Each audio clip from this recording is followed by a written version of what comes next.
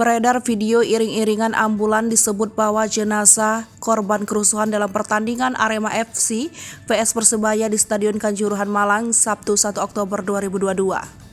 Dalam video yang diunggah di Instagram, Minggu 2 Oktober 2022 pagi, dituliskan tim ambulan membantu pengantaran korban meninggal dari Rumah Sakit Wafa Husada ke rumah duka. Sebanyak 11 ambulans seiring-iringan mengantarkan jenazah korban kerusuhan tersebut. Dikutip dari Tribun Jatim, 127 orang tewas dalam kerusuhan Arema FC vs Persebaya di Stadion Kanjuruhan Malang Sabtu 1 Oktober 2022. Persatuan Sepak Bola Seluruh Indonesia PSSI mengecam kerusuhan usai pertandingan Arema FC vs Persebaya yang berakhir dengan skor 2-3. Melansir Kompas TV, Sekjen PSSI Yunus Nusi memastikan PSSI akan melakukan investigasi terkait kericuan tersebut dan menunggu laporan resmi dari pengawas pertandingan dan kepolisian. Menurut Yunus, akan ada sanksi bagi tuan rumah Arema FC dalam peristiwa tersebut, mulai dari tindak bisa menjadi tuan rumah hingga sanksi denda. Kronologi kerusuhan diketahui sebelumnya, Aremania pendukung Arema FC masuk ke lapangan usai tim favoritnya kalah 2-3 di kandang sendiri di Stadion Kanjuruhan. Aremania meluapkan kekecewaannya dengan masuk ke lapangan dan mengejar para pemain Persebaya dan Arema FC.